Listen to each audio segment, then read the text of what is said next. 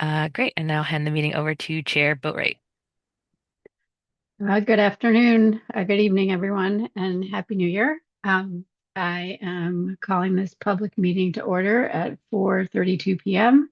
In accordance with the Building Emissions Reduction and Disclosure Ordinance, Boston City Code Ordinances, Section 7-2.2, the BERDO Review Board will hold a virtual public meeting at 4:30 p.m. on January 12th to review the following topics in regards to the reduction of greenhouse gases from building energy production and consumption so as to promote the public health and welfare of Boston residents. In accordance with the Massachusetts Executive Order suspending certain provisions of the open meeting law, we are conducting this public meeting online. The public may access this call through Zoom or telephone. For the record, I am Jessica Boatright, Chair of the Board, and I will now conduct a roll call of board members. Board members, please say your name in the order that they appear on the slide. Jessica Boatright. Stephen Ellis, Hassan Faruqi, Gail Lattimore. Reginald Stovall. Great. And staff will now introduce themselves. Hannah Payne, Director of Carbon Neutrality in the Environment Department. Diana Vasquez, BERDO Review Board Manager in the Environment Department. Ziggy Chin, BERDO Review Board Assistant in the Environment Department. Thank you. Here's the agenda for today's meeting. We're going to start with a hearing for a short-term hardship compliance plan. Then we'll switch to a public meeting where staff will present information about an update to the BERDO procedure. And then afterwards, we will approve the meeting minutes from December 8th and hear administrative updates before we adjourn the meeting. So we're going to move to our first agenda item, and before we hear from the applicant, staff are going to provide a quick overview of hardship compliance plans and solar energy. Awesome. I think I can start. So just wanted to spend a quick moment to review the differences between the two types of hardship compliance plans that are available. So we have short-term and long-term plans. Short-term really focusing on granting relief for 1 to 3 years, with the opportunity to extend for an additional 12 months due to extenuating circumstances. And special conditions and environmental justice benefits are not required because it's a shorter term. On the other hand, we have long-term hardship compliance plans. So these plans may grant relief for 4+ years. And because they're longer term, the review board shall reassess approved plans every 5 years, just have a touch point with those who have these long-term hardship compliance plans. And then these must include EJ benefits and special conditions may be added. So for today, our second ever hardship compliance plan application coming before the board, but it is our first short-term hardship compliance plan coming before the board. Next slide. All right. Can I just make sure, are there any questions from the board on that? Great, thank you. All right, so now I will, I can give a just quick kidding. update, just reminder on the solar requirements within BERDO because it's a little bit tricky and it is something you will see to preview in the application that we're going to discuss tonight. So I want to just provide a few reminders from the regulations for everyone. So when you're using local renewable energy in BERDO, which is typically we see this as solar, there are a few different arrangements that can be in place. The first one that isn't listed on here is using Mass Class 1 REC. So that is when you're getting, receiving, buying, and retiring the REC. We do allow solar in certain cases when you are not retiring that REC. Most important, like the main reason we do this is because the SMART program, the main incentive solar program in Massachusetts, in exchange for those solar incentives, you have to give the RECs that are generated from that to the utilities. So most of the time, a lot of the solar that's developed, especially like on one's own building, they're likely not going to have those RECs. So the first kind of situation that we'll see with solar is on-site solar, which is typically located behind the meter. So this means that you have your solar array on your roof, and it's directly connected to your building's electric system and meter. So this is the most common example of rooftop solar. How this gets billed, your Eversource bill would show your net electricity usage in kilowatt hours. So you're just not even really seeing that difference is already being calculated directly on your bill. And this is always eligible under BERDO without Mass Class 1 retirement, because if it's on a BERDO building, it is located in the city of Boston.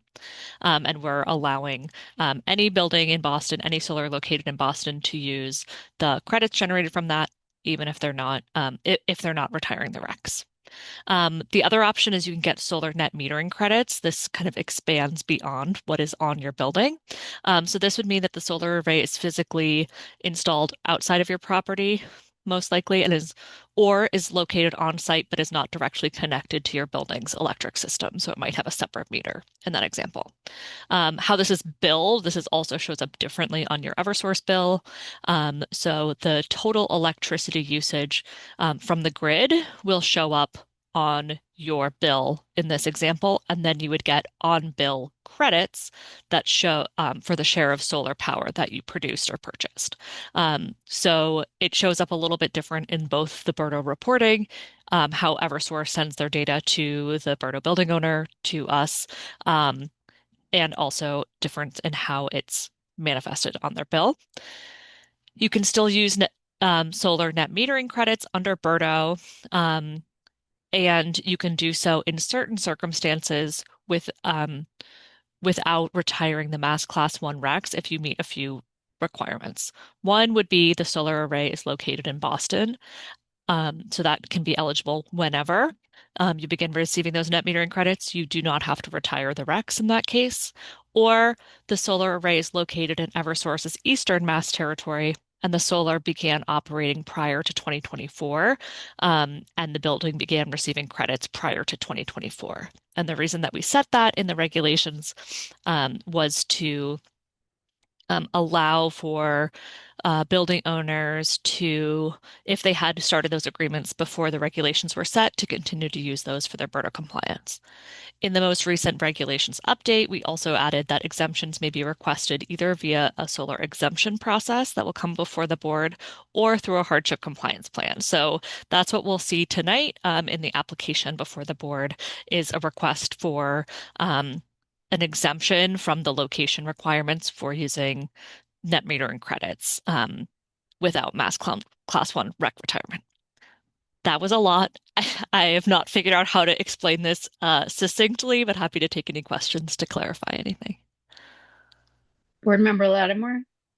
Yes, thank you. Thanks, Hannah, for the explanation. I thought it was really helpful. Just a quick question. I know I even in the business that I was in, where we were doing affordable housing, I did hear a lot about behind the meter, because we had some of that in our properties, and then in front of the meter. I'm wondering if, but I'm not remembering what in front of the meter means, if you can explain that. And is that the same as solar net metering credits, or is Yeah, that different? typically, Okay. yes. Like if Okay. it's in front of the meter, you're going to see it kind of separately. You won't get that net electricity usage on your bill. It'll be billed separately if it's in front of the meter. Okay, so in front of the meter, it can be equivocated with solar net metering. Is Yeah, that fair? typically, Okay. yeah. Thank you. That's Mhm. all the questions I have. Any other questions? All right, thank you. That was super helpful to go over that before we go into this presentation. So I will now hand the floor over to representatives from the Commonwealth Zoological Corporation. If you could introduce yourselves and then start your presentation. Sure. Thank you, Jessica. My name is Josh Meyer. I'm curator of horticulture and sustainability for Zoo New England. I'm here with my colleagues from Power Options. I believe you'll see Eden Floyd. You'll be hearing from her in a bit. And we also have Aaron Camp online too to talk about solar. Um, so again, yeah, we're here applying for the short-term hardship compliance application here. The tropical forest building is the building that is in up for this application. It's over 20,000 square feet. Um, so we're you know definitely excited to be here sharing this project with you. We're very proud of the city's efforts with BERDO, as we seek to reduce air pollution and greenhouse gas emissions and reach zero emissions by 2050. So next slide. Yep, so just a quick table of contents here. So again, I mentioned Eden Floyd will be presenting. You'll be hearing from her later. I'll be talking about sections 1 and 2. So intro, reason for relief. Eden's going to be tackling sections 3 and 4, proposal for relief, as well as sustainability.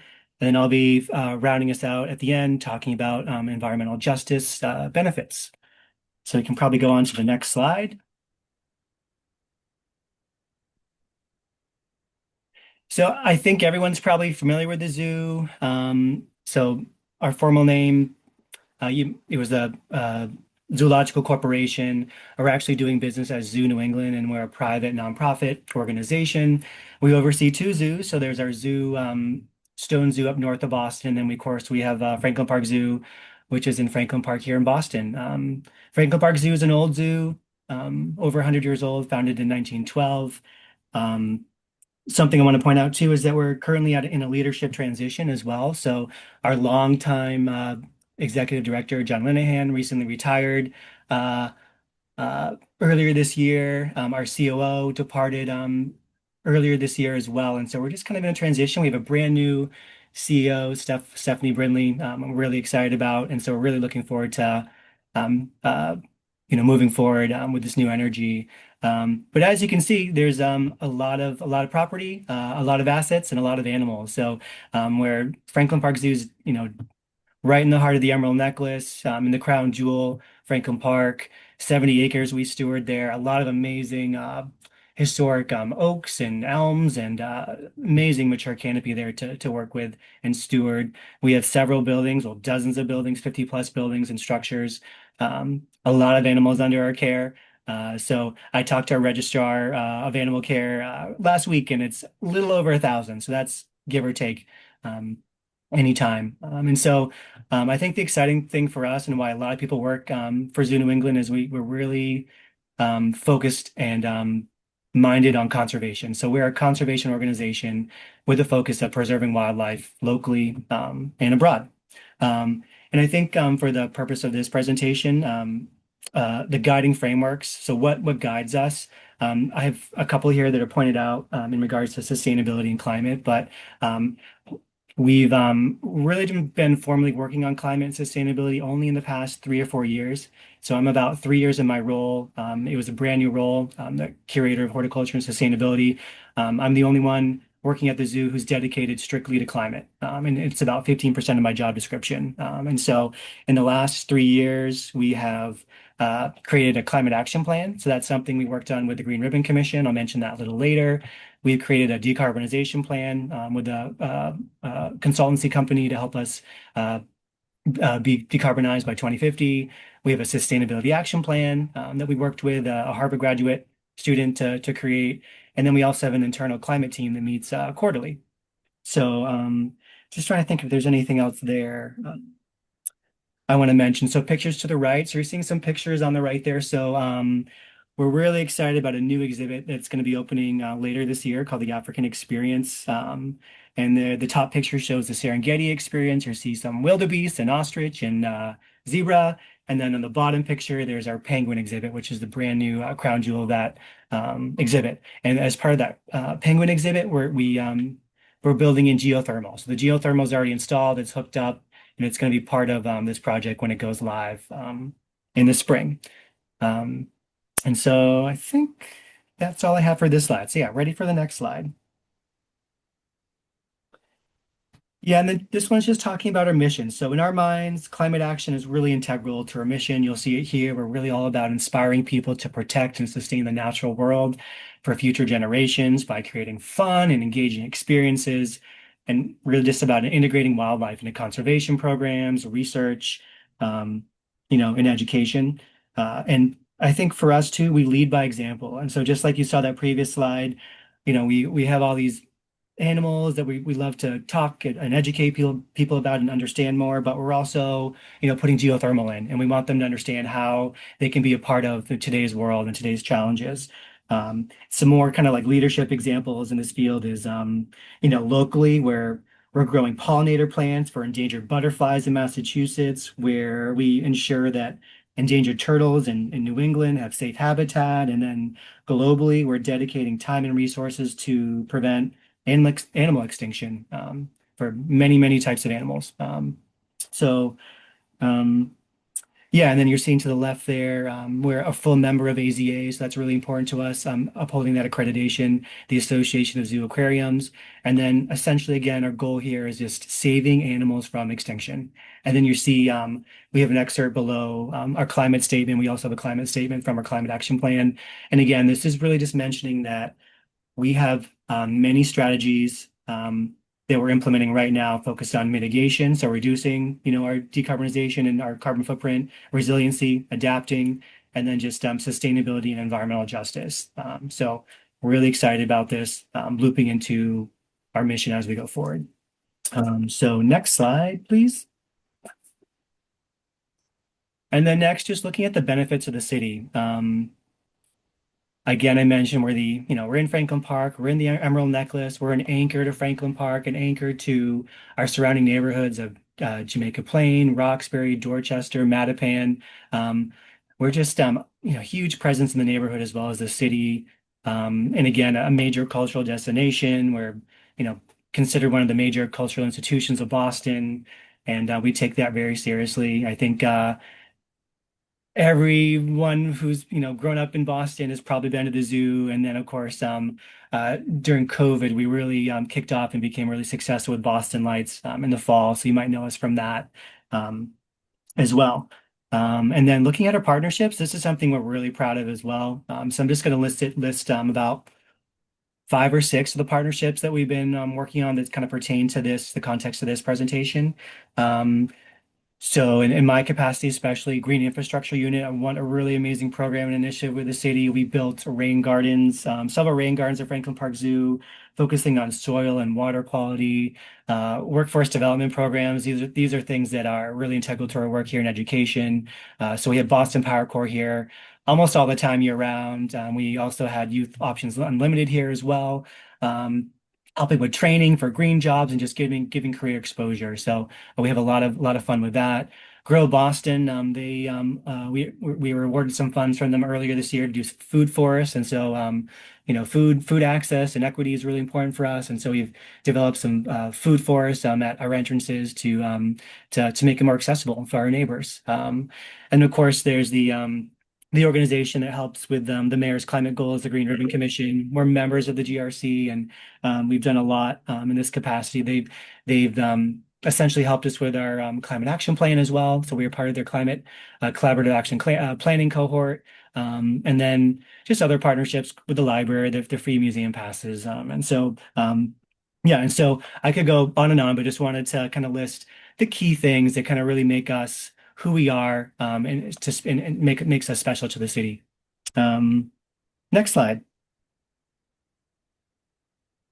And then, so the reason why we're here applying for this is because of this building called the Tropical Forest Building.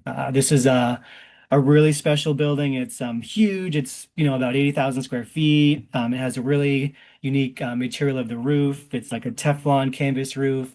Essentially, this functions as a biome. And so if you've been to other zoos or been to a place called like the Eden Project or biodomes, it's essentially this big canvas bubble that allows us to create this really cool habitat for tropical animals. And so you're looking at our bullet points here. We house dozens of animal species, many of which are critically endangered or threatened. And so you're seeing pygmy hippos there, ringtail lemurs, western lowland gorillas, Some we're not mentioning here are cotton-top tamarins and giant anteaters and tapirs and sloths and anacondas, and it's so a really special building. I highly recommend if you haven't been here to check it out.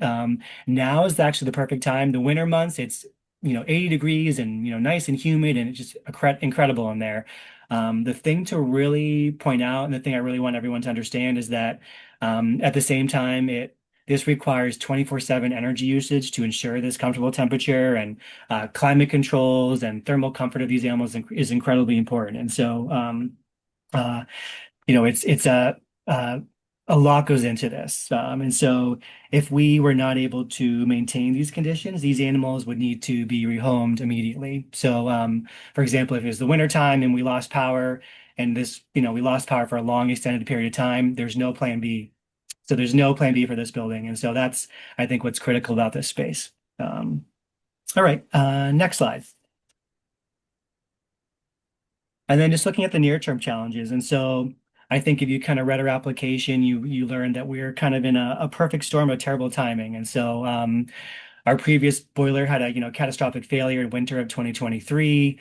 And I think the challenge too in a space like this is if we were to replace the heater in the boiler, we would have to do it in the summer months because we wouldn't be able to interrupt, the climate controls of that building. And so it would have to be from June to September. So unfortunately, this boiler, expired in the winter time, and it just was bad timing. And so, we would have to, we needed to look to upgrade electrical service to have, the electric fueled heating, and there's a lot that goes in there. We learned that, our grids were, kind of at capacity, and, transformers are hard to get. And so the timing of that timeline did not work for us, unfortunately. And then, of course, another big challenge is just this roof. And so I mentioned it previously. It's a one of a kind. It's a Teflon kind of canvas coated tent roofing. It's at the end of its life. And we desperately need something new. It's extremely inefficient. And so I think our challenge right now is exploring other options to cover this and to make it more efficient. And I think that's why, the short term is really helping us buy some time to learn about what we can do. And so, for example, there's a material called ETFE. It's a strong, transparent, fluorine-based plastic that's very efficient. And so things like that. Yeah, so I think right now, we have this boiler that's new. It's a lot more efficient than the one that died, but we know we can do better, and we know there's a lot we can do in the next 3 years. Next slide. And I think with this slide, I'm going to be passing it off to my colleague at Power Options, Eden Floyd. Thank you, Josh. I'm Eden. I'm an analyst at Power Options, and I assist the zoo with their BERDO reporting compliance, and I assisted with this hardship compliance plan. Moving on to the alternative emissions schedule. The zoo is categorized under the assembly building use, giving it a default schedule of 7.8 kilograms of CO2 per square foot for the 2025 through 2029 compliance period. Last year, the zoo's greenhouse gas intensity was almost twice that at over 14 kilograms of CO2 per square foot. Because of this, we are proposing an alternative schedule of 17.2 from 2025 to 2027. And this number was calculated by averaging the last 3 years of the tropical forest building's total emissions divided by the gross floor area. Next slide, please.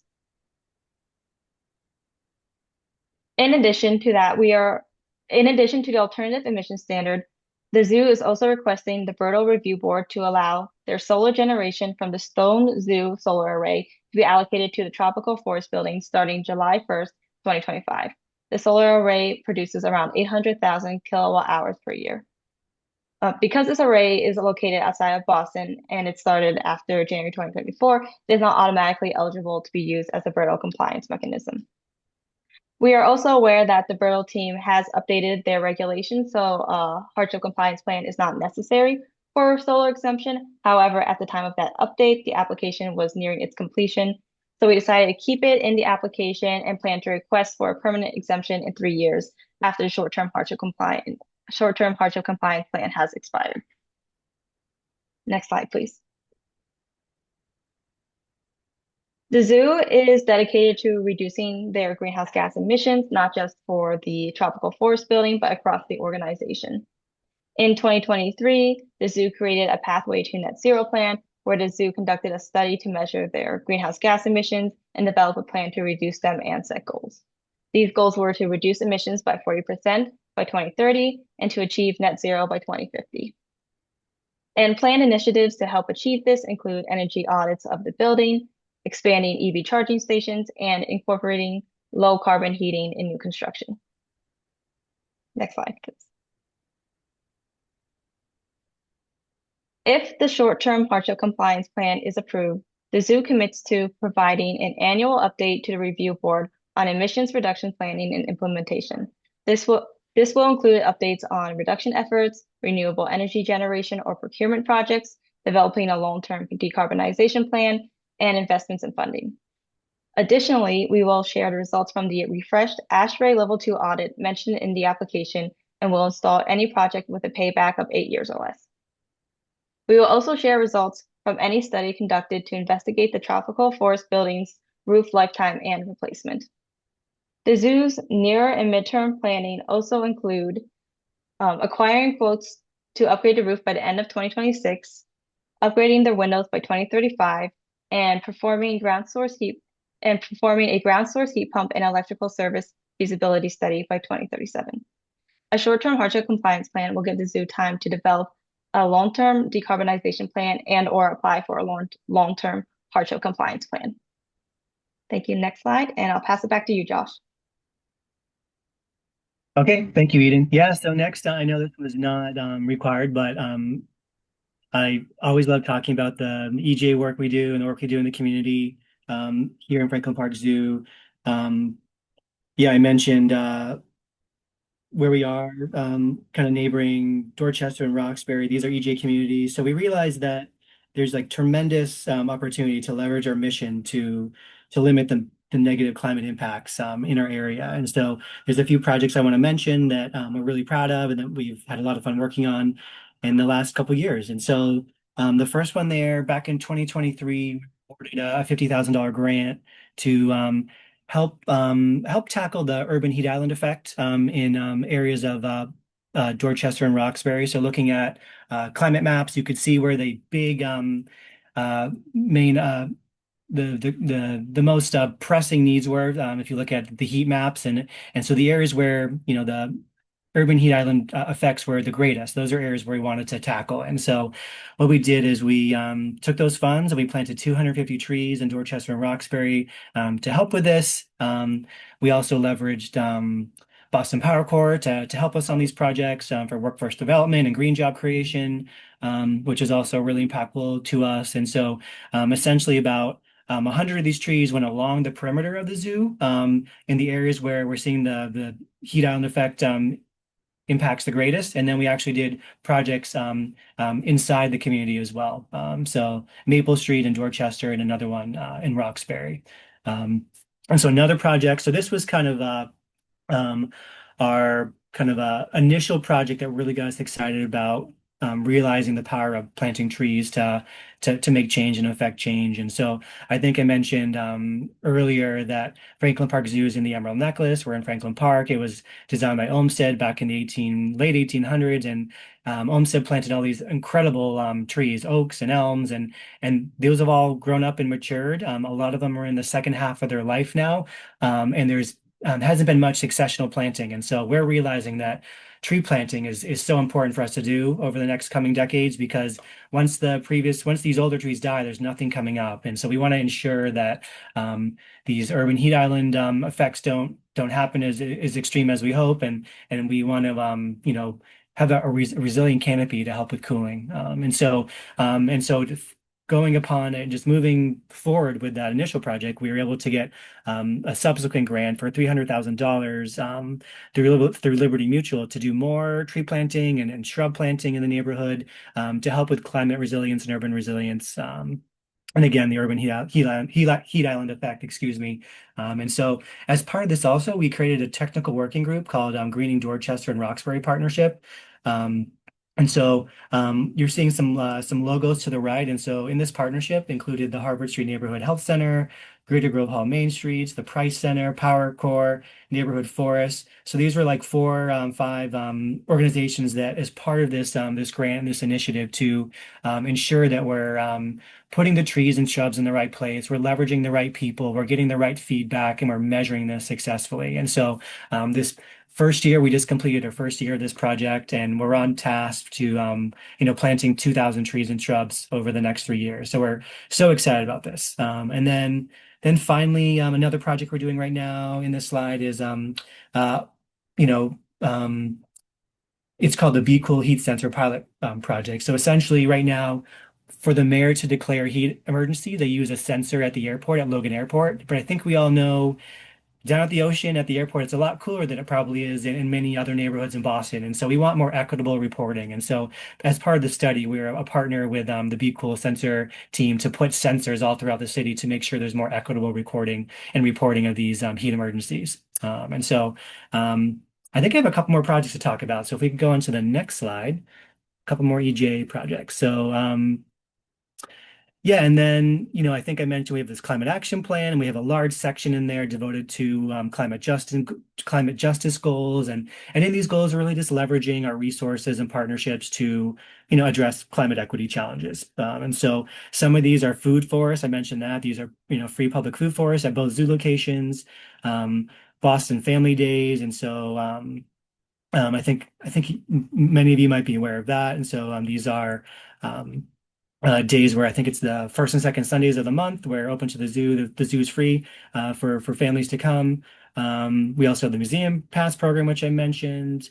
And then, of course, just renewable energy that we're working on and just trying to educate the public about that and get them excited and demonstrating this. And so I mentioned the geothermal project and the penguin habitat that's going to be going live this year.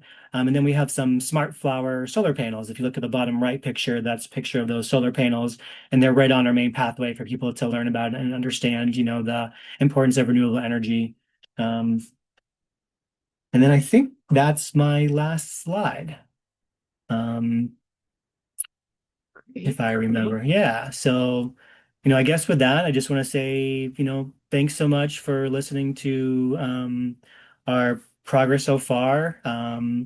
I can tell you, I know it's been a long journey for us. We started the application process back in summer of 2024, and we're just so, pleased and happy to be along the ride with BERDO. We know this is so important. And so we're committed to doing whatever it takes to demonstrate, our success for climate. And, for us, it's been creating this framework of the climate action plan, decarbonization plan, and then leveraging our mission to demonstrate this to the public. And so we know we have this challenging building and that we're trying to find a solution. And so we're just, really looking forward to working with you on finding a good solution.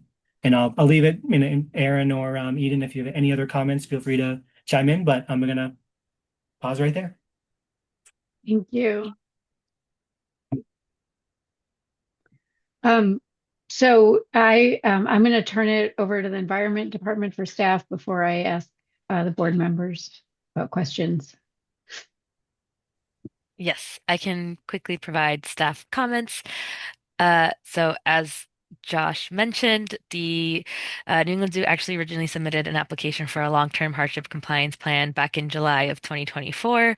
After a review, the BERDO team deemed the original application incomplete, and we had several meetings with the zoo, the Environment Department, and including Power Options to sort of parse through what the criteria that we found and why we found the application incomplete. Based on those meetings or following those meetings, the applicant decided to pursue a short-term hardship compliance plan, while it refines a more long-term decarbonization strategy. And this application is the fifth revision or the fifth submission, and it was deemed incomplete. It was deemed complete, sorry, on November 13, 2025. And then for staff recommendations, staff recommends approving with standard conditions and then the recommended special conditions, which are on the next slide. So as Eden mentioned in her presentation, recommended special conditions include reporting updates. So once a year for the duration of the hardship compliance plan, the zoo would submit a brief written update by March 1st, regarding emission reduction efforts including any updates on emission reduction efforts in renewable energy generation and procurement projects, any progress towards developing a long-term decarb plan, investments made, any funding that's been pursued, with the first written update being submitted by March 1st of 2026. Also by that date, providing a written update to the board and to staff on the results of the refresh ASHRAE Level 2 audit that was performed last March. And then by March 1st, 2027, the zoo would share with staff and the review board any quotes acquired by the end of 2026 to upgrade the roof of the tropical forest building, or any results from any study conducted to investigate the tropical forest building's roof lifetime and replacement. And then the sort of second category of special condition would be showing good faith efforts on acting on stated commitments. So demonstrating good faith efforts towards the implementation of commitments in the following categories: workforce development, climate resilience, and energy costs and benefit sharing. So that's it from staff. Thank you. So I'll now go around and ask the board if there are any questions or comments that they'd like to discuss. Before we start, I want to note that the special conditions recommended by staff have been discussed with the applicant beforehand and have been agreed to by the applicant. So if the board is considering new or additional special conditions, we will likely have to discuss them with the applicant before we can make a vote. I also ask that if you are proposing an addendum or addition to the conditions of approval, please be explicit and descriptive in your request to ensure that we all understand, including the applicant. I have two questions. One, I just want to confirm that the reason why the solar panels at the Stone Zoo are not eligible under BERDO is because that Stoneham is not served by Eversource. Is that correct? It's because it's outside Boston and the service began after the 2024 date. Okay. All right. It looked like from what Hannah was saying, there was some exception for outside Boston if you had a certain service provider. It's if they start receiving the net metering credits prior to 2024. Oh, yeah. So Okay. in this case, they were starting after. Okay. So per the BERDO regulations, without this approval, they would have to retire the RECs to be able to count that. Got it. Okay. And then my other question is, can it be, based on what you're presenting, it was really helpful. There's a lot of really great information, but obviously it seems like in 3 years, you're not going to be so much closer to the emissions requirements. And so if you could explain a little bit in a little more detail why short-term versus long-term and what we could expect would happen at the end of this short-term period. I can start with this one, and Josh and Aaron, if you have anything to add, please jump in. The reason we started off with a short-term hardship compliance plan instead of a long-term is because, first of all, the long-term compliance plan is a little more involved. So we believe that the short-term hardship compliance plan would be a good place to start having these conversations for a long-term BERDO decarbonization plan. And we do fully plan on examining a long-term hardship compliance plan for the end of this application or the short-term plan. I'll add that this was originally a long-term application, and the sustainability department advised us that a short-term application would be a more appropriate place to start. Which I'm assuming. Yeah, and I think, yeah. Oh, sorry. Oh, go ahead. I'm sorry. No, I'm assuming that's related to the complexity of both the building and sort of your relationship to sustainability efforts, which are obviously broad but not specific to BERDO. Hannah, I'm also happy to add some context from staff perspective, and from staff review, this was a recommendation that our team made to the zoo on their application, in part because when we're looking at long-term hardship compliance plans, we want applicants to have a real clear plan for decarbonization, and kind of when they expect different actions to take place so that the emissions reductions that they're proposing and the new limits that they're proposing in their updated schedule can be based on kind of existing plans and analysis. And while the zoo has done a lot of work to date, there's still some additional analysis and work that that was in progress that would help to inform more of that long-term planning for emissions reduction so we recommended that they come with a short term to give them a little bit more runway to do some more planning and strategizing for their emissions reduction schedule before coming back for the long term. And the plan is based on all of like the sort of outstanding data that you were just talking about, that there's no reason to think that they won't be ready for a long-term plan at the end of this period. We're not going to be doing a second short-term plan. The goal is to. I think that is everyone's goal. Okay. I won't speak for the zoo, but that's how we've kind of helped structure them with the conditions as well that we've talked about. Okay. Great. Thank you. I am going to turn it over to Board Member Ellis. Yes, thank you. And first off, thank you, Josh and Eden, and welcome, Erin, for your presentation and the staff for putting this together. I know that this is definitely a unique situation, applying an environmental policy, especially energy reductions and an emissions reduction policy to a large organization such as the zoo. In this case, I actually want to start with the staff, the city. Just a couple of things I wanted to call out. And hopefully we can just get it cleared up on the file that we're sharing out to the public. So on the hardship compliance plan, I'm not sure if this is the one that will be shared out to the public. I was going back and forth with a little bit of confusion here because the summary states that they were looking for a 19.1 emission standard as opposed to the 17.2 that was heard about in the presentation today. So if we're going with the 17.2, I'm just asking that please be updated in the actual file.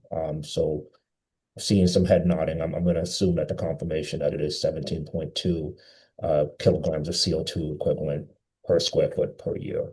So not necessarily a question there, just more of a statement. My actual question that I have for the cities really begins with the any thoughts surrounding the implication of allowing for the zoo to use the Stone Zoo's renewable energy, and is there any potential knowledge or potential clashing of double counting that may occur with the state's large building energy reduction program? So that's my first question.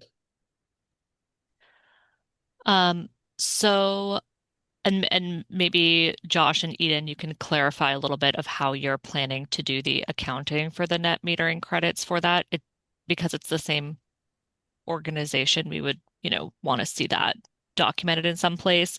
Right now, there's no kind of renewable energy reporting, as far as I'm aware, in the state's large building energy reporting at the moment. If that were to be added, we would want to see that the net metering credits are like being assigned to the BERDO property and not also being allocated to the Stone Zoo. But that's, I think, a bridge we can cross in the future, as there's currently no like emissions reporting for Stoneham. Okay. All right. Well, I'll leave it at that for right now as we continue to watch how the state continues to develop that policy/ordinance. The other question that I have for the city regarding the 2026, March 2026 list of information regarding the quotes and as well as the ASHRAE level 2 and information that we're requesting that would be due in a month and a half. Thank you for Chair Boatwright for reminding us that, the applicant has agreed to this. I'm just worried that is that enough time to put together all of that content and whether or not there needs to be a little bit of flexibility in terms of how much time we're allotting them to get back to us with all of this information. So doesn't have to be the city. More than happy to take it from the zoo or Eden if they have any thoughts on that date so far. I can answer this one if it's okay. Yeah, so Stephen, luckily, the good news is we had this audit done earlier this year. So the Mhm. audit's already been completed. So we're ahead of that and we have the results of that. So we're ready to share. So that's no problem at all. So by March, we have all the information we can share with you to give you an update of what projects have the 8-year payback return or better and which ones we plan to do in good faith and we can explain to you our plan for uh tackling those going forward. So yeah, so luckily we're good there. Oh, sounds great. Second to last question here is about the boiler, and just hoping to get a little bit of context. First off, that sucks that your boiler Mhm. failed and possibly the worst possible time in Boston during that winter. But the first part of my question was this boiler, already past its end of life, or was this just one of those, act of God that sort of happened where it just passed out on you all? Yeah, good question. And so I have been at the zoo for about 3 years, and so the event kind of happened before I started, and it was under the care of our COO, who is now since departed the zoo. But it was at the end, towards the end of its life. It was kind of at that point, and so it was one of those things where we know we needed to do something, but you know, boilers are expensive. Uh, new technologies take a lot of time for studies, and so this is like a really good example. So the reason why we're doing the short term is because we need 3 years because it's going to take a while to get a study together. And so from my experience and from learning about this, that's just kind of where we were. We were hoping for another year or two, and it just we didn't have it. Okay. And are you able to share what the current end of life of the new boiler is? Yeah. Eden or Aaron, I believe it's either 20. I think we might have had it in 20, around 20 or we had some calculations, I believe, or we were, I don't know if it's in the report, but I know, I think we're assuming it's around 20 to 30, Okay. if anyone else wants to chime in, but Stephen, that's what we're assuming. Yeah, All right. we Got it. typically assume 20-year Hmm. lifetime for boilers. This is a gas boiler, I'm assuming, correct? Yes. Okay, all right, sounds good. And so, as Chair Boatwright stated earlier, I appreciate the city's response to this because I was going to ask the question regarding, if we're doing short term with the intention of doing long term, why short term? But I think I've already gotten my answer to that question. So I will now pause and turn it back over to the chair. Thank you. Thank you. Board Member Faruqi. Yes, thanks, Madam Chair, and thanks to the applicant. This is very comprehensive, and I appreciate all the questions my colleagues asked. My only question is if you can speak a little bit more about the jobs for the workers who are conducting a lot of these retrofits and repairs as those happen in the coming years and decades, and if you have any, standards or policies about pay and hiring practices more broadly that you can share. Yeah.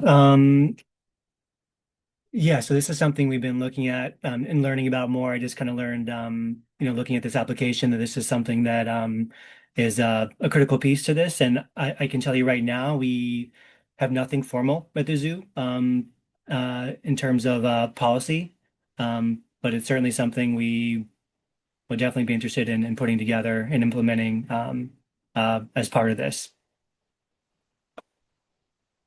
Okay, sounds good. Thank you. Appreciate that. Are there, Yeah. sorry, go ahead. No, that's what I have. Yeah. Okay, sounds good. Are there general practices that you undertake, even if they're not formal policy, that might be helpful to share here?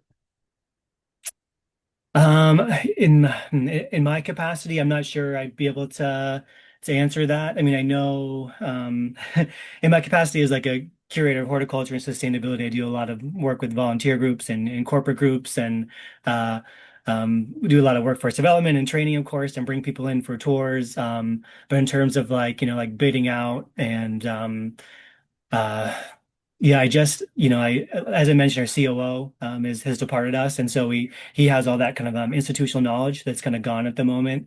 And so, like I mentioned, we have nothing codified in terms of policies, but I know it's something that's near and dear to us. Just being in a EJ community, and I would love to say that yep, we you know you know uh, we would love to be able to uh, give way to minority businesses and women-owned businesses, but I'm not able to answer that question like as thoroughly as I hope. Sure, yeah, appreciate that response. Thank you. Yeah, yeah. And I don't think I have any other further questions, but your presentation was helpful in answering them, so I'll yield back to the chair. Thanks. Can I just ask the staff on Board Member Fergie's question, since the one of the conditional one of the conditions that was discussed ahead of time had to do with this, um, can we assume some level of information about that without having to like actually change those conditions? I'm happy to chime in. Yes, because one of the uh, sort of good faith efforts commitment categories is workforce development for the duration of the short-term hardship, so this March and then March 2027. Um, it could also be included as part of the sort of reporting, just checking in how things are going. Um, and I believe they there was some included information in the slide, so we could potentially just do a check-in on those programs or categories. I hope that answered your question, Okay. Chair. Yeah, it did. Yeah, Okay. thank you. All right, Board Member Lattimore. Thank you. And some of the questions that I was asked by my peers, including the one that the chair just put out about, can that kind of approach to decarbonization work and letting of work be included in the updates by the zoo. I echo that request. So thank you, Chair, for that. I guess I'm trying to also just go back to Board Member Ellis's comments about the solar array. I'm trying to understand what I understand, because I don't see the request as I understand it from the zoo to use the 100% of Stone's solar array toward their BERDO emissions piece. I don't see that as one of the city's recommendations. So I'm trying to understand, is that request by the zoo something that we can approve, or is it prohibited, or make a decision on whether it's to approve it or not approve? Or is that prohibited based on the fact that the solar array came up before, was put in place before the time frame or after the time frame required? And so I'm just trying to make sure I understand. Yep. Are we making any opining on that, or is that out of the question based on the regs? Yes, thank you for the question. I'm happy to answer that. It's part of the application. I think this is good feedback for us to maybe add a slide in the staff comments with the like proposed relief in addition to the conditions, because there's basically like two big parts of a hardship compliance plan. There's the relief requested. So in this case, that would be both the alternative emissions standards or emissions limits for the years of the short-term hardship compliance plan and the use of the solar from the Stone Zoo. So those are both the kind of included in the relief that is being requested and included in this. And then there's the conditions that are the on the slide that we shared, those special conditions as well as the standard conditions. Does that make sense? So that think of it It does. like it's all included. It is both the change in emissions limit and the use of solar in this case. It makes sense, but I'm still not clear, Hannah, about whether we are opining on a decision or not, because it wasn't part. I still don't, maybe I just don't understand. It didn't seem like it was part of the city's recommendation to include the solar from Okay. Stone. So is that something that we can opine on, or is it out of the question because of the time frame for the panels going into operation? Okay, yep, I understand. So our staff recommendation is that the application be approved as proposed in the see. presentation. So that would Okay. include both Okay, the got it. updated emission standards and the allowance for the Thank solar you. from the Stone Zoo. Yep. Thank you. I appreciate that. Mhm. Even and let me just ask the Josh and Eden and Erin if that's appropriate. In the application, I understood that the Franklin Park Zoo was getting 10% of the credits, solar credits from the array, but in your request for relief, you're looking to to assign 100% of the stones array to Franklin Park Zoo. But is that in reality going to change, or will it still just be 10%? And only for the purposes of this relief would it be 100% to Franklin Park Zoo? This is my understanding. Maybe I got it wrong. I just, if you could answer that.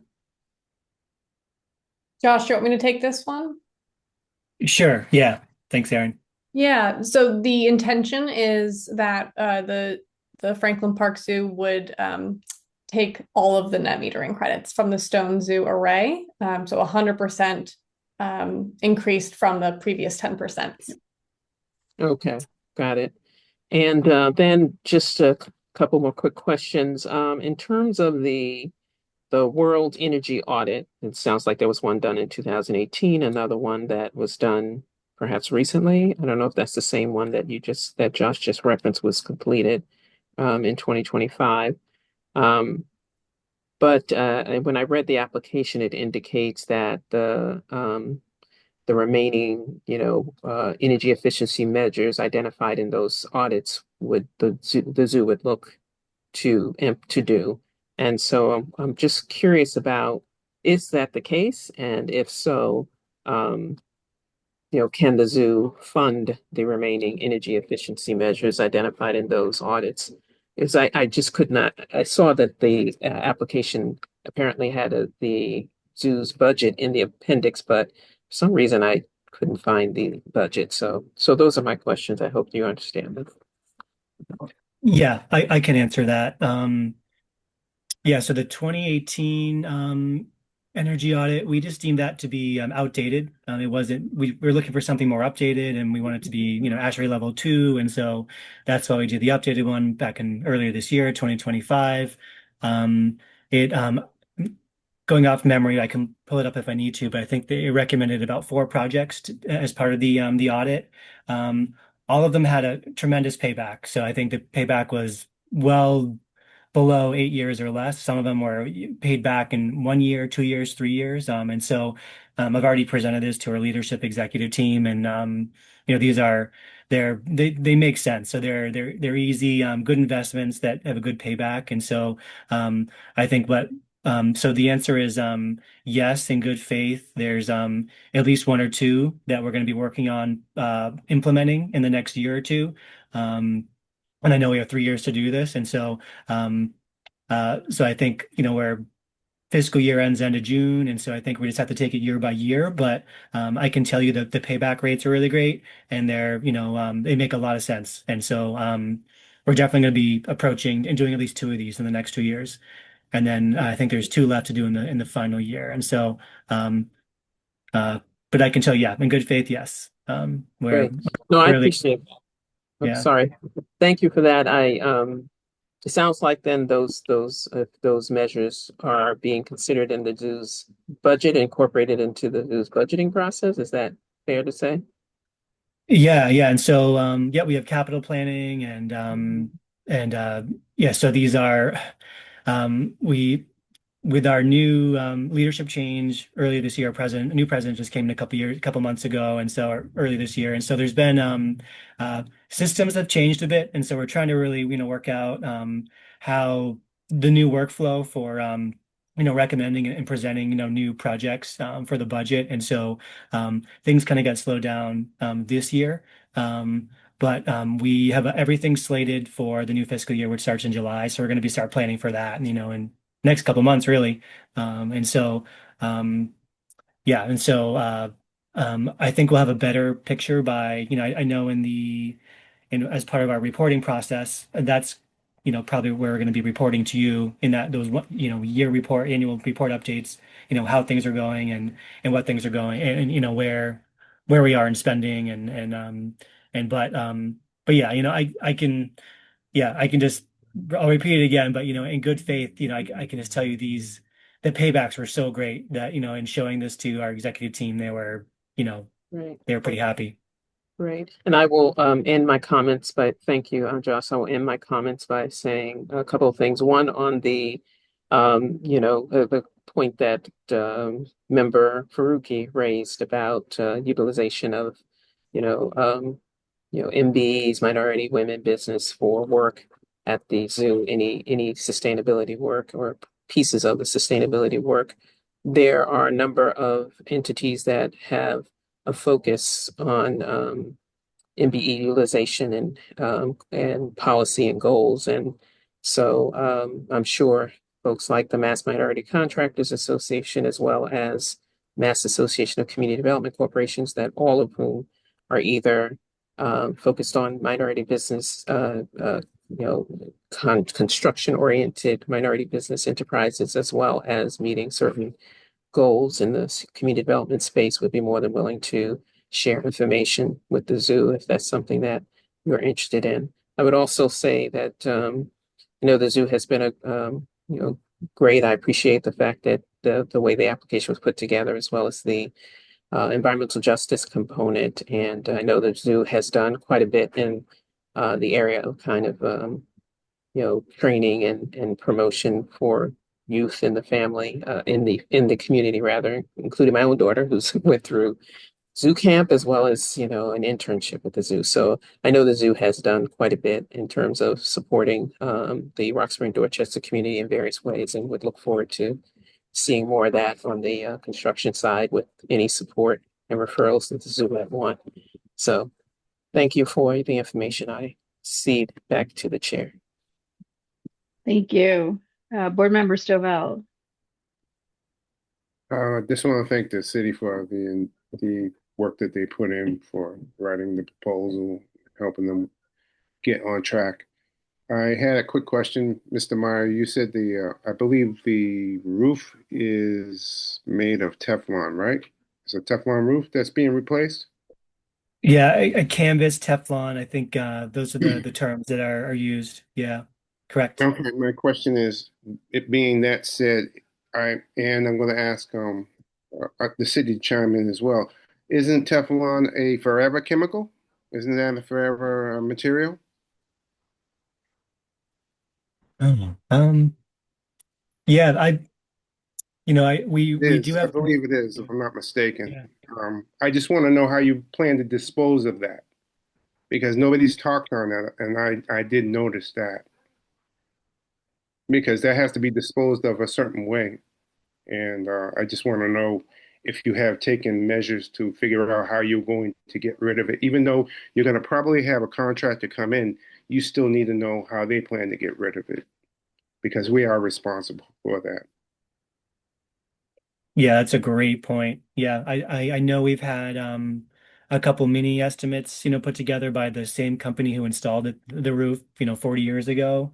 And yeah, I will definitely find out if there's a mitigation uh, aspect to that.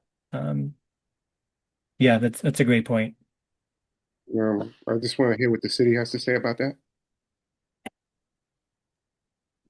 I would say we don't have any like specific policies around that, but I think that is a really great point that when the zoo is going to do those kind of more technical engineering analyses of what roof replacement could look like to include that in their considerations. Yeah, because that's a forever chemical. And despite, yes, we are quote unquote overseeing everything, we have a responsibility, I think, to at least have an idea where that may go, because we are okaying their whole process of um, bringing it into compliance. And guess what? We are still responsible because we knew about it, and this board is responsible too, I believe, as well. So, and as far as the minorities, I'm chiming in with Gail and Mr. Faruqi, you have to figure out what you're going to do. You have to do a better job. I'm going to yield the floor. Thank you. Are there any additional questions or comments from the board? Uh, I see Board Member Lattimore Sorry, and I then was Board trying to Member find. Ellis. Thank you. So just in knowing now that the city's recommendation includes the Stone Zoo, 100% of the Stone Zoo, I just wondered about. I mean, I personally don't have an issue with approving something like that, but I wondered about what it means for precedent to approve something like that. I mean, I, I wonder about, for example, I'm all for entities getting access to things that don't necessarily comply exactly with the BERDO rules as long as it's furthering, sustainability in some place in our city and state. Um, and I wonder about like if we approve this, what does that do for other applications that come that might be maybe I'm just thinking out loud as I say this that might or might not kind of be as local as we may want it to be. Anyway, just something I'm still thinking about just the issue of that, what does that mean if we approve this? I'm not against approving it at all. I'm just trying to think about are there any implications? That's all. And so if anyone from the city or on the board has any response to my semi-formed comments, I'd appreciate hearing.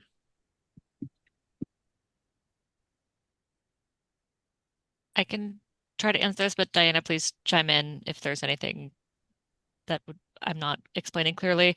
I so I think it is good to think about precedent. One thing that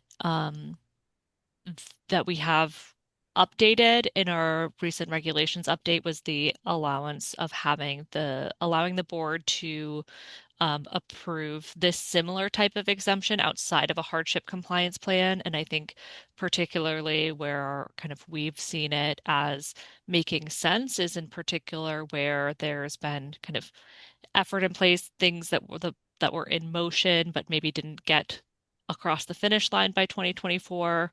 Um, in particular, those cases. So perhaps Josh or Eden could speak a little bit more to the process of the kind of the zoo's solar piece there and what they've done already on solar because they have really like looked at this um, for the like maximizing solar across their properties. So I think that's one thing that also stood out to me in the application was kind of the thoroughness and that the zoo as an organization took at looking at their solar. But this so I think that that's part of the reason why that we are recommending that this um, be approved as part of this hardship, and that the board will be seeing other cases that are kind of similar to what the zoo has um, through that solar exemption form. Diana, anything that I missed in that you would add? No, I think that's a good summary.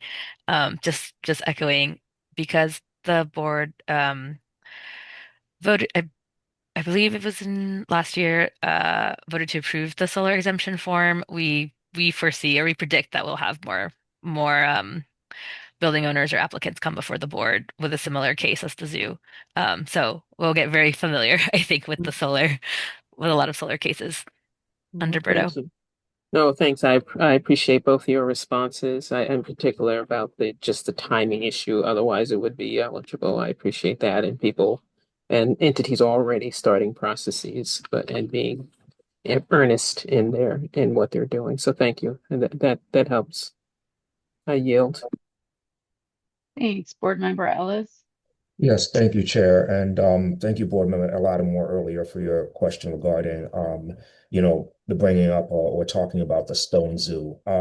For a quick second here, either the city or the Josh or Eden or anyone, can you tell me to date where your current emissions in terms of standard, where it falls and where it would fall with the inclusion of this additional 720,000? Kilowatt hours starting in July. I don't have that number on the top of my head right now, but that's something Mhm. I could follow up on.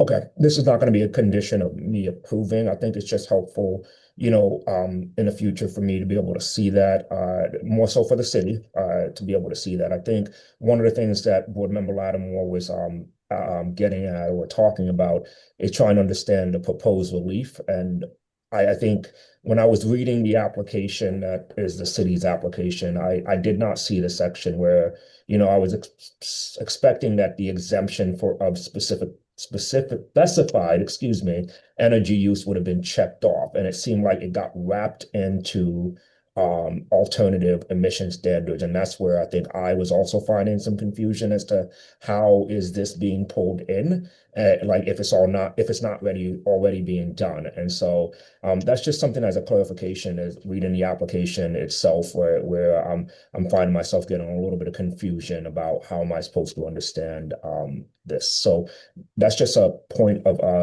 clarification or a point to be clear in the future. I'm not sure how other board members are reading it, but I could see where I sort of got lost and Board Member Lattimore alluded to that. The other part here is regarding Board Member Stovall's comment about the roof and how we're handling the mitigation associated with the forever carbon roof. And I'm wondering, is this something that we need to add as a special condition? I know that we're not necessarily operating in the business of waste, but this is still the business of emissions here that we're talking about. And I don't know what particular special condition would make us all feel more comfortable going forward. But I do think that what Board Member Stovall brought up a few minutes ago is something worth considering, given the management of the roof materials. So I just wanted to put that out there. I'm not sure what kind of a well-specified special condition would look like, and I would love some help as to figure out what that would look like. I can respond to that. So I think there are a few things at play. First is that this is a short-term hardship compliance plan. So I think for precedent, I would recommend to the board to limit special conditions so that um, in particular, like two things that can be accomplished within 3 years or within the like time period of that. It's not a lot of relief in the grand scheme of things. So we want to make sure there is like a nexus between what the relief that we're granting is and like both in kind of like the subject matter and in the scale. Um, so I would um, be hesitant to recommend a condition, like a special condition related to like construction that may happen in the future to something that is 3 years. I think the other piece that um, we should keep in mind is that there are other like rules and regulations around um, like pollution and chemical management and things like that that are not the purview of this board or even the environment department, frankly. Um, and I think we need to think carefully and be cautious about expanding the kind of jurisdiction beyond what is the like jurisdiction of this board. And I think that would potentially begin to get into that realm. Okay, I appreciate that, Hannah. If we can take a second and look at the staff recommended, can we go back to that slide for a second, please? Mhm. So number three and in combination number one, particularly number three, the second bullet, and number one, somewhat the first bullet and second bullet. I think that's where we're starting to blur lines here a little bit about, you know, management of decarbonizing materials or carbonated material. And so that's why I think I'm finding myself going waffling back and forth. Because I'll be frank, I did not come in here thinking about the roof in that way, but now that I'm reading the staff's recommendation and I'm hearing what Board Member Stovall is saying, I'm in a weird space now. So I think that there, so this is not my area of expertise. understanding if anyone else wants to chime in here. My understanding is Teflon is like PFAS and a forever chemical in terms of like the waste disposal. Mhm. What we are regulating here are carbon emissions, which is separate than that. It's not necessarily a climate impact from PFAS, but an environmental impact in terms of how that is managed and like put into landfills or not, right? And that is not what we are doing with BERDO, is like we're not doing waste management here, or like remediation. I'm not saying it's not important. I think that I think one thing could that we could like talk to Josh about could be if if there are any updates from that engineering study of like how the engineers recommend managing that. I think the reality is this this roof exists in Boston already, Yep. right? From a climate perspective, it is one of the challenge, like from an emissions perspective for this building, it is one of the challenges with getting their emissions to be lower because it does not insulate very well. So that's why the natural gas usage in this building is so high. Um, so regardless of whether they were regulated by BERDO, if they needed to replace this roof, they would need to replace this roof, right? So I think that's where I'm feeling like this is starting to be a little bit outside the bounds of what is kind of under our purview of BERDO. I think, if it's, of interest to the board, it could be something that um, you know, if there are updates, that those get provided in that report, but not kind of mandating anything around how that will be disposed of or managed in the future, if that makes sense. It does, and I definitely get where you're coming from about, where our bounds are and so on, and definitely trying to focusing on the energy and emissions component, and so I guess with my background, waste emissions are sort of tend to be put to the wayside in many cases when we're talking about them, because those emissions are much longer term as opposed to fossil fuel burning. But I think for my level of comfortability, I'm going to have to say that I think focusing on the second bullet of number three is that I would want to know from the study conducted whatever firm that the zoo is working with, if that firm would be willing to come up with some sort of waste management plan for how they intend to dispose of the roof. And you're right that type of roof exists more often, along with other types of roofs throughout Boston. And so for me, I'm looking at decarbonization beyond just the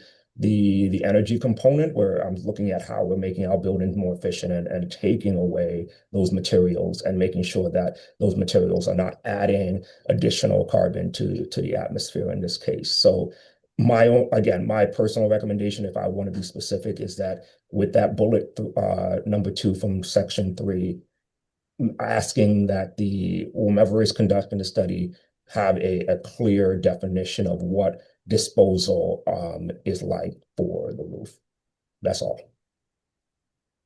So I think that if we were going to entertain that, I would want to discuss that Okay. offline with the applicant because there would be additional costs associated with getting, perhaps like updating their study scope to include that. So I would want to make sure that that is something that they could agree to. I think the other reason that um, I would want to look at a little bit more closely and would want the board to consider would be that, we what we can regulate within BERDO is building emissions as defined in BERDO.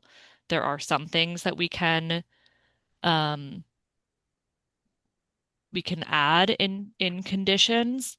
But again, they need to have that nexus from the like relief that's being granted. And I think this is beginning to stray from the relief that the kind of like the scale and impact of what the zoo is requesting from like their BERDO relief. Um, that nexus and that scale is kind of expanding to a point that's I making me uncomfortable from like a legal standpoint. So I Mhm. would want to think through that also before we move forward with a proposal like that. So one last follow-up question. If this was a long-term application that we were discussing, would this still be uncomfortable, well, outside of the nexus sort of question or statements or comments that we're discussing right now? I think so because there isn't a clear connection to the emissions, the like operational emissions from the building or the like work that is being done. I think that it could be something that is like noted as like we're getting updates on that, but I think anything that is kind of like requiring a specific thing to be done without more information on what the like EPA rules are around this, which Mhm. is really what governs all of this, Mhm. I would be like I don't think I would be totally comfortable entertaining it unless we could get it to be like a much narrower proposal. I don't know if this is enough, or I mean, not, yeah, I don't know if this is a strong enough statement, but I do wonder if it still seems significant to me if the BERDO board, as a review board that's responsible for the stewardship of carbon reduction in the Hmm. city, were to make a statement that's in the minutes, and perhaps that sort of is underscored somehow that that we appreciate that this isn't in our purview, and that as citizen, as Bostonians who are sort of in a, like, as Bostonians who are trying to set some expectations about what green building looks like for Boston, that we could agree that we are concerned about the volume, the size of this roof and the amount of forever chemicals that will need to be dealt with when when I'm not being I'm going to say it all, someone else can be articulate for me, right? But like we are concerned about the environmental impact of disposing of the roof, and that we appreciate that that's not what we're voting on today, but just that it is a concern for us as a leadership body in the city. Like it doesn't change what the zoo has to do for reporting, but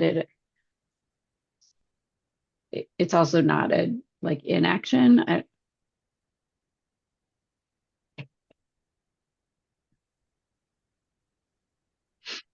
Yeah, board member Stovall. Um, saying and following behind Jessica and following behind Stephen, it's 200,000 square feet. We should know where it goes. It's, we're just asking a simple question.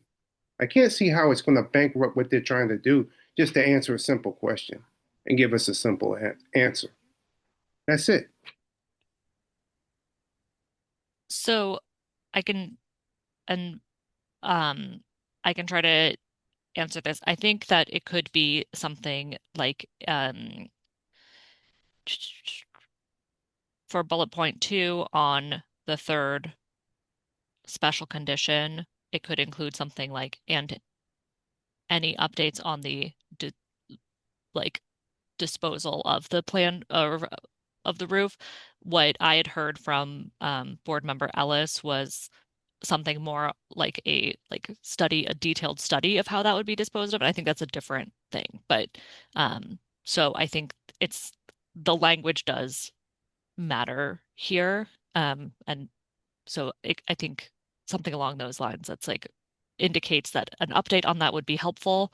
But a kind of specific type of analysis, that's where I think, I'd want to talk offline about that. Sorry, just for clarification, I see my colleague's hands up. I was more so referring to the fact that there is already a study happening and that be just something that is included in answering the questions of the study. That's really what it is. Because if I'm going to be frank, bullet two is a life cycle assessment. That's what it's alluding to. And so if that's included in the staff recommendations, I think we're already stepping outside of the boundaries. Because that, to me, I'm reading that as a life cycle assessment. And a life cycle assessments include disposal. And it has to include disposal and answering the question of how are you disposing of this material? So that's why I see that line and it's setting off a lot of light bulbs for me right now. Okay, that is helpful clarification. I was not interpreting that as a life cycle assessment, but more of the like operational lifetime of the roof, which I think is, Josh, is that how you've been envisioning this as well? Yeah, I guess. I mean, it's so, I mean, it's possible the roof could stay. I mean, we still have to do the study. I mean, it's possible Right. we could put a new roof on top of the roof and keep the existing roof. There's so much that could happen in the next, yeah. I mean, obviously happy to share results of the study and, look at mitigation. I think if you do a demolition permit with the city, you have to disclose what materials there is. There's so much there. So, we're committed to best practices and we're leaders in sustainability. I'm hoping you're seeing that today in the climate work we're doing. We're going to do it right. So like, we realize this is important work. The work that you guys do is important and, we want to make sure it's right. So, Okay, thank you. Board Member Furkey. Thanks, Madam Chair. I was gonna say something similar to what Board Member Ellis said, which is that if, disposal can include many things beyond just the toxic chemicals in it. And so I think if we're, correct me if I'm wrong, but it seems like that could be appropriate to include within the scope of the conditions. If that is appropriate, then I think we should ask that, and I think we should, and if it is the position of the department and the city's corporation council that is legally within our jurisdiction, I would support that as being part of the conditions.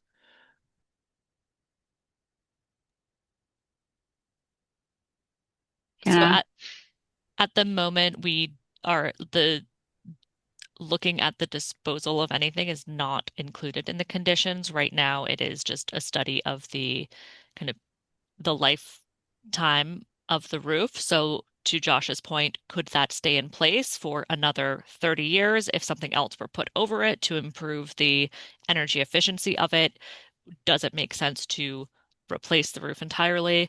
And the reason that we recommended that the zoo come for a short-term hardship compliance plan is because the the plan with the roof actually has a really big impact on their other decarbonization strategies for their building because it is not a very energy efficient roof. There's no insulation, right, in that roof. It's lovely to let the light in and all of that, but it also lets a lot of the heated air out, right? So that is how we have articulated the like study that we're expecting them to come back with so that that can then inform their long-term hardship compliance plan. It is not looking at, you know, how exactly will you do that construction project and who will you contract with and what will that look like and how will you fund it? So that is where those are all things that would happen further down the line once they are able to see their different options on the table. So that's why I think in particular we are well, I have concerns about making requirements in the first place about this. That is I think we're getting way ahead of ourselves here than what we're talking about today.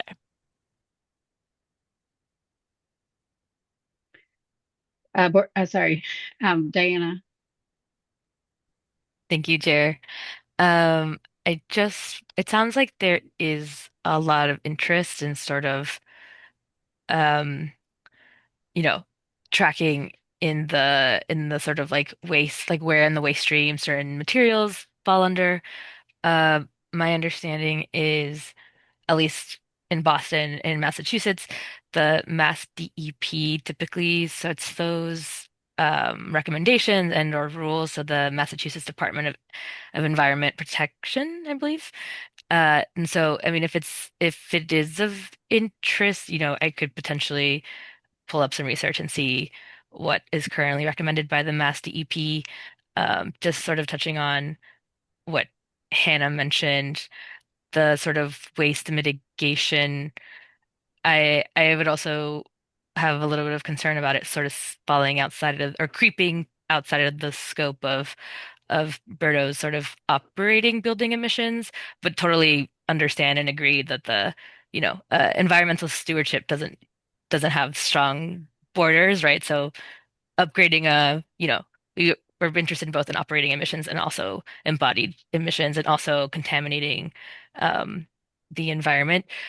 But just wanted to put that out there that if that is of interest, even though it might fall a little bit more out of the scope of BERDO, I'm happy to sort of do a research on what is currently recommended in Massachusetts. I know PFAS is a pretty big topic, and I think those rules are actually kind of changing um, pretty pretty quickly. So wanted to put that out there if maybe that helps, and maybe we could, if it would be helpful, we could maybe do like a quick presentation or a quick summary um, and a following meeting. Thanks. Board Member Sobel, did you want to make one more comment? All I want to say is I didn't mean to open a can of worms, but at the same time, we we have a responsibility to a degree, but at the same time, I just wanted to know where it's going to go. That's all I want to know. Once you take it down, is it going to end up in the landfill? That's all I want to know. That's it. And I think the public needs to know too, because guess what? This is a public board. This is a public meeting. That's all. Yeah, no, I appreciate that. I I guess we are this is there is supposed to be a public comment period, and what I'm thinking might be good is to hold the public comment period and then have the board come back and decide if we want to add any language to represent the concerns that we've talked about. So I'm going to take chair's prerogative to see if there are any public comments to sort of add to the discussion. So as a reminder to members of the public, to provide public comment, please raise your hand or type in the chat in the application via the Zoom meeting platform. If you're calling in and cannot use the platform, you can raise your hand by pressing *9. Send your comments to staff via email at bertoreviewboard@boston.gov. If you do have comments, please try to limit them to 3 minutes or under. Are there any comments from the public?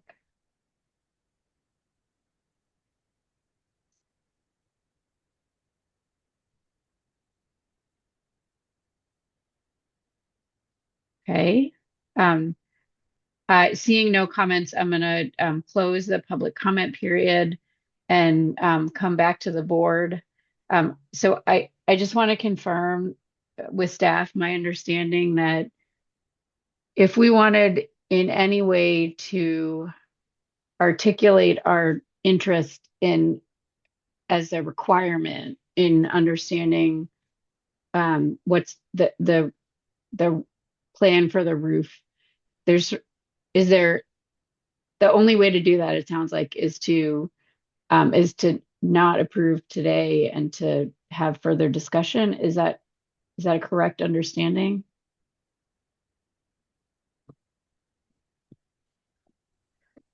I think if I, I think there's potentially, okay, there's a few options. I'll try to articulate them. One, I think the board could move forward with the vote as is with the conditions as recommended.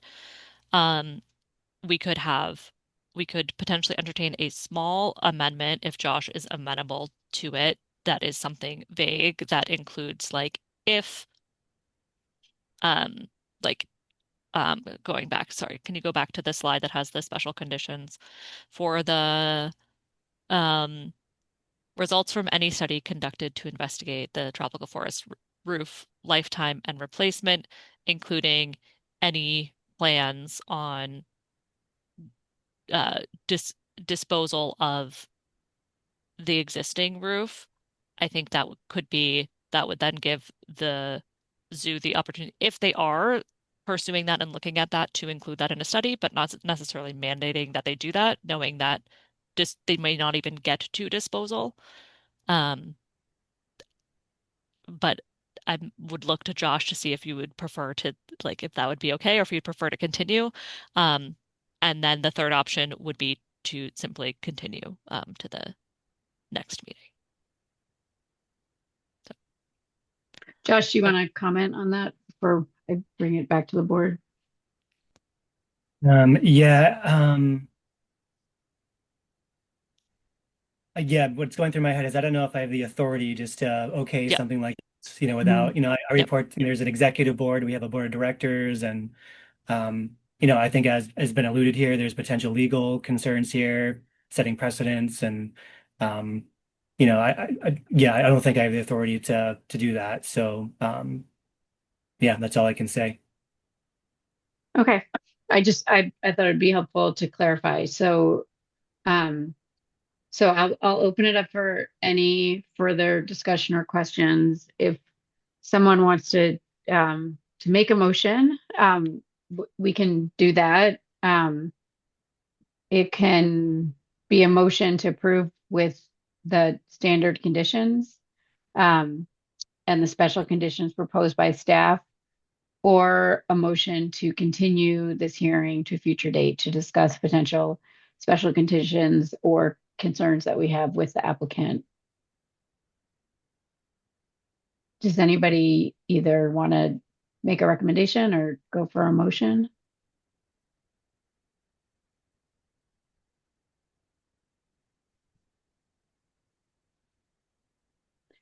Board Member Furkey. So I appreciate deeply what Board Member Savell brought up, and I think this is a very important question, but I want to make sure I'm nervous about us exceeding the jurisdiction that we have as a board, and so I would feel comfortable approving this application with the special conditions that staff proposed. I will refrain from making a motion at this time unless, given if any of my colleagues have other comments on this. And I want us, my final point on this, I want to encourage the applicant to be as publicly forthcoming as possible about the disposal practices, because this is an area of intense interest for, I think, many of us on this board and the public more broadly. And there are obviously other bodies within the city and state that are responsible for regulating this in a more stringent way, and we should coordinate with those to the best of our ability, because we should make sure that the very, critical concerns around toxic pollutants are addressed. This may not be the best forum for this, but does not limit its importance. So I'll pause here and yield back to the chair. Okay, I'll just share personally. I would be okay seconding the motion. I would also second what Board Member Furkey just stated about concern, and sort of the importance of this to making sure that the public feels like they have access to the plan. But I also would like to just hear from some other board members before the motion. Board Member Lattimore. Yeah, I mean, I appreciate the discussion all the way around, some really thoughtful and really important. I would move to approve the application with the standard conditions and special conditions as presented. So I'll move on that. Okay. Board Member Ellis. Yeah, I just want to say, I appreciate Hannah's reminder of sort of our legal parameters here and how emissions are defined in the regulations as being, associated with generation and transmission of energy as used by a building. I think I'm going to be frank, my uncomfortability is how I'm still reading that second bullet on the third line, because to me, a life cycle assessment starts to go beyond that transmission and distribution of energy. So it's not anything against what we're discussing. I do think that, yes, I agree, we have parameters. I think that line there starts to open up a little bit of a gray area for me that is outside of my comfortability. And I want to let Board Member Stovall know, no, you did not open a can of worms. I think you brought something to our attention. So thank you for that. All right, I'm gonna call on Hannah, and then there's a motion on the floor that we should respond to. So Hannah, do you want to make a comment? I think we could probably proceed with the motion, but I was going to suggest that we could consider striking lifetime if that is confusing folks, because I'm not interpreting it as a life cycle assessment, and that might be a simple thing. But and Josh, I would hope that wouldn't necessarily be a barrier for you, but it might just provide more clarification for everyone. Yep, So, I understand. Yeah. All right, so Board Member Lattimore made a oh, sorry, Board Member Faruqi. No, it's okay. Thank you. I was going to propose then recommendation to make a friendly amendment to strike lifetime from section 3, bullet 2. I don't know if that's the right way to phrase that, but to better clarify the scope of what we're asking for, and to hopefully address the very important concern that Board Member Ellis brought up. I will second that. So then we have a motion on the floor to vote on. So I will go around to each board member and on the motion to approve sorry,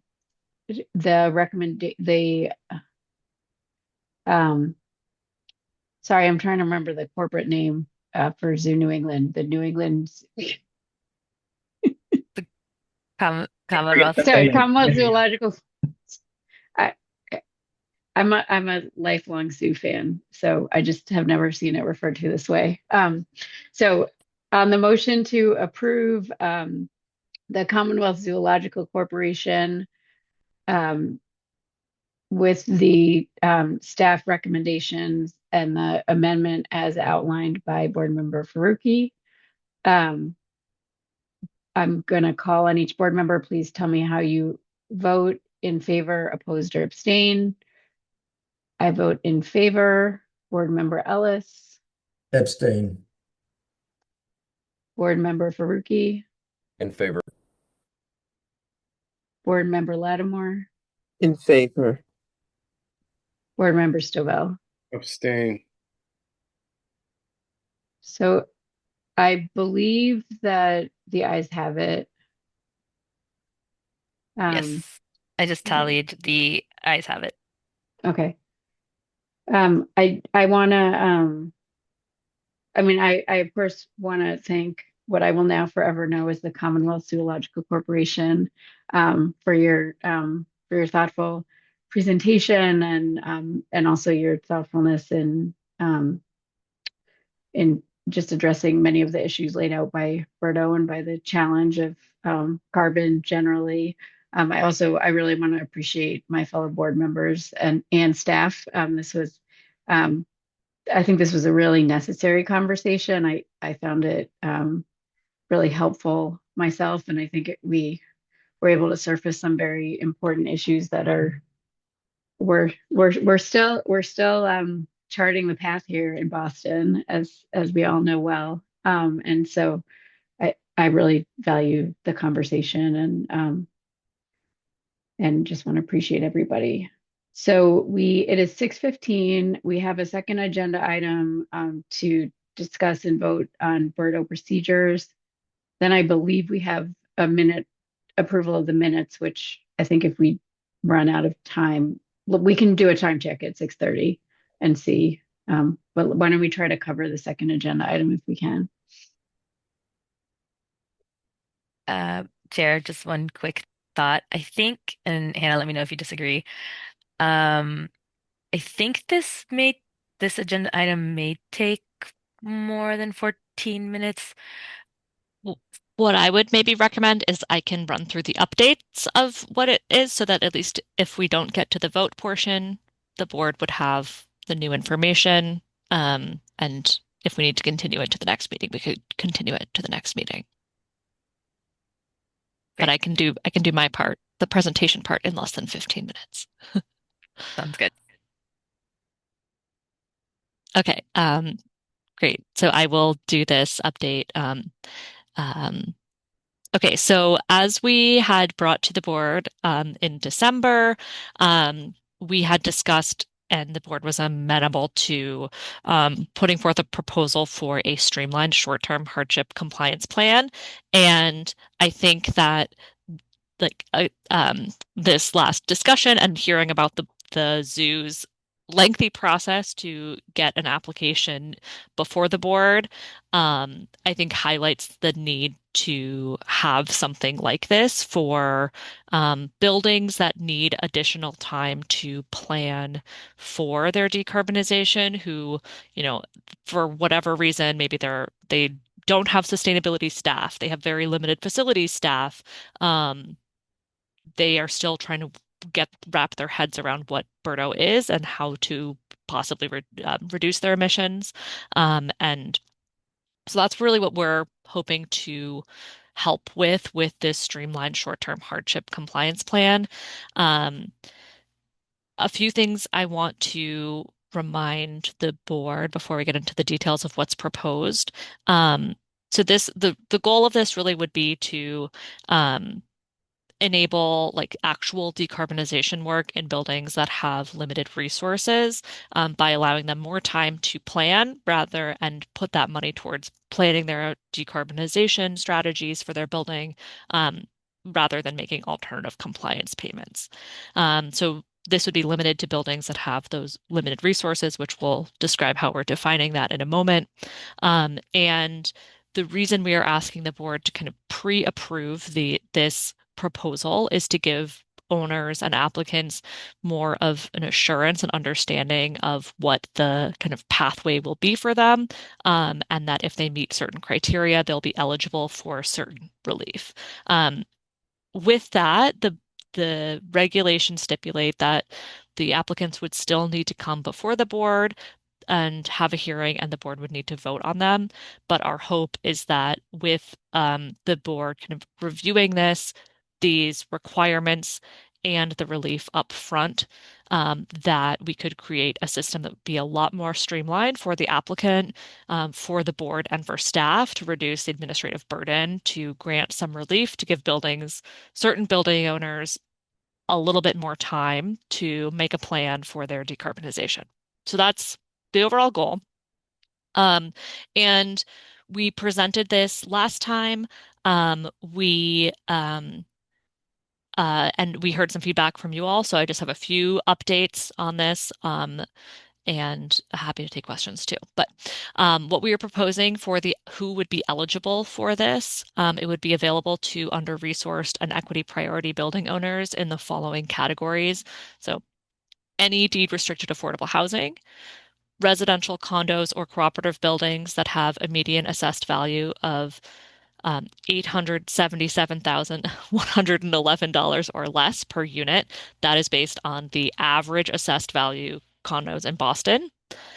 A residential condo or cooperative building that has at least 50% of residents with an income at or below 120% AMI. Then rental buildings that either have 50% or more Section 8 tenants or 50% or more residents with incomes at 100%, 120% AMI or below, or rental buildings that have 50% or more units with rents at or below the maximum affordable rates for 120% AMI, as defined by the Mayor's Office of Housing income limits, rent limits, but by income. And that's basically based on about like 30% of your income going to rent is what is considered affordable. So a lot of the eligible buildings would be housing in this category. And then also small businesses and nonprofits with fewer than 50 employees or with less than 5 million in gross revenue, in annual gross revenue. And so that's based on Office of Economic Opportunity and Inclusion's small business categories. So those are the eligibility criteria. Very similar to what we proposed before, with a few tweaks. Next slide.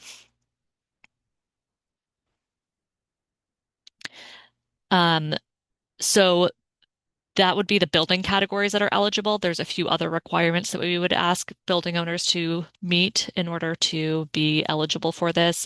One would be that they would have to be subject to a building emission standard starting in 2025. We don't mean to start looking out to 2030 yet for this. They would be in compliance with the most recent reporting and third-party verification requirements. So that would mean they'd have to have accurate data if they're applying for this before May 15th. They would need to be in compliance with last year's reporting. If it's after May 15th, with this year's reporting. They are not able to have an individual compliance schedule unless they're looking to replace that individual compliance schedule. We don't think that will be something that comes up, but just stating that.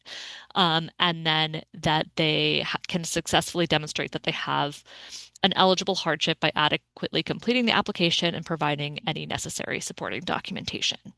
And they would need to demonstrate that the ACPs would significantly impact their operations or ability to invest in emissions compliance efforts. We have a few optional things that we would allow them to select in the application that would more give the review board some information on some potentially technically challenging circumstances at play, but these would not be required. But these would include fueled with oil heating, or electric resistance heating systems, pre-weatherization barriers. So if they still have knob and tube wiring or asbestos, those are things that need to be addressed before they can do their energy efficiency work or often work with Mass Save. They've been rejected for electric service upgrades, or they've been denied or experiencing significant delays from other government permits required for their work. And those come from the regulations around hardship plans. Next slide. And what the relief that we would be proposing to grant them through this would be 3 years for a short-term hardship compliance plan. This would cover emissions compliance years for 2025, which I know is a little bit weird since it already happened, 2025, 2026, and 2027, with the potential to extend through 2028 upon the request of the applicant and approval by the review board. So that would have to be a separate process. The relief would be that the alternative emission standard would be set and would be determined we would help them with these calculations, but it would be based on the average of the building or building portfolio's emissions intensity for 2023, 2024, and 2025. And if data is not available, the emissions intensity from 2025 will be used. So basically, they would have to keep their emissions where they have been. They wouldn't be able to increase that, but they wouldn't have to be reducing it in the next 3 years. And after the short-term hardship expired, then the emission standard would revert back to their applicable default emission standard unless the applicant applies for a different flexibility measure, portfolio, ICS, or a long-term hardship. In exchange for this relief, they would be required to submit an application for a they would be required to fulfill the special conditions outlined in the application form upon the approval of the hardship compliance plan. So they'd be like pre-agreeing to the conditions that we're spelling out. The special conditions intend to demonstrate that the owner is starting to plan for their long-term BERDO emissions compliance as soon as possible, and that they're taking good faith efforts towards that decarbonization in their building, and that failure to comply with the special conditions will result in a termination of the hardship compliance plan, and that they would be subject to the default emission standards. And then we have the special conditions on the next slide. So the conditions would be that within the 12 months of approval, they would have to engage with Mass Save and provide evidence of that engagement. Examples could include a comprehensive building assessment, a home energy assessment or equivalent, rebates or incentives from energy conservation measures, or other documentation approved by the review board staff. This we wish there was like one straightforward document for Mass Save, but because there are different programs that these buildings might be eligible for, we want to make this a little bit flexible because like good faith engagement with Mass Save looks different if you're scoping out a much longer project or if you're doing something kind of individually in condos. So that would be number one. Number two would be, if applicable, eligible and beneficial, the owner must apply for a building portfolio. So basically, if that would work for you, apply for a portfolio. Within 12 months of approval, they would have to develop a zero over time plan. Um, um, and that would have to include a minimum results from an energy audit or energy assessment, an inventory of equipment, a sequence of compliance efforts needed to achieve compliance with BERDO emission standards from 2028 onwards, including specific energy conservation measures or ECMs, projected energy and emissions reductions resulting from the recommended ECMs, and then evaluation of BERDO flexibility measures and compliance options. We would also ask them to complete at least one ECM within the duration of the hardship compliance plan, so that would be by the end of 2027. And then the owner must submit a brief progress report, annual progress report, which would just be via Google Form or equivalent, to provide updates on the completion of the special conditions and implementation of the zero overtime plan. And they would be due on March 1st for the duration of the hardship compliance plan. And we would also ask that they would have at least one virtual consultation with BERDO staff so that we can discuss their progress. So there'd be like a few different checkups. There would be that written progress report that would be kind of brief updates on what they're working on, and then a meeting with BERDO staff so that hopefully that would also enable us to identify different opportunities that they might not be aware of. If they need a better connection with folks from Mass Save, we could help enable that, trying to foster some more kind of support for these buildings to get on their decarbonization journey. Next slide. This is just a few screenshots. This would be all in a Google form application so that we could collect all the information pretty easily, have it be quite streamlined. All the information would be there for the applicants, and then we could provide the applications to the board with any staff recommendations. Next slide. Okay, that was the quick overview. And I know we don't have time to vote or do much discussion at all, but hopefully that's a helpful update on where we're thinking from the staff perspective on that proposal. Thank you. I am going to propose that we start our next meeting with discussion of the recommendations. Is that okay? And maybe we can figure out, we could do a abbreviated, like we've seen it, so we'll do a refresher, but maybe we can abbreviate it a little bit. So we can move forward. I think, are there any, I'm going to skip over the minutes just for a minute. Are there any critical or time-sensitive administrative updates that we should be sure we do today? Okay. All right. Do folks have a minute to stay and just do the minutes from the last meeting? Okay. All right. So I did want to, before I ask for a motion, there were two like tiny grammatical errors that that I put into the document that I saw that Ziggy has changed since the beginning of the meeting. It just was, there were two places where it said that I opened for public comment, and then there was an error where instead of saying that we closed the public comment, it said we opened it again. So we just changed open to closed in two locations. Other than that, does anyone have any other questions or comments on the minutes? Okay. I will make a motion to approve the December 8th meeting Second. minutes. Second. All right, second. And on the motion to approve the meeting minutes, board members may vote in favor, oppose, or abstain if they did not attend the last meeting. I think the only board member that I know needs to abstain is Counselor Coletta Zapata, who's not here tonight. So we can just do a show of hands. Those in favor of approving the minutes, either say aye or show your hand. Aye. Aye, aye. All right, unanimous approval. So is there a motion to adjourn? So moved. I Second. second. Great. All those in favor, raise your hand or say aye. Aye. All right, the ayes have it. Thank Have you, a good night, everybody. everyone. Have a Thank good you. Good night. night. Have a good month. Bye. Bye. Good night, everyone. Bye. Bye.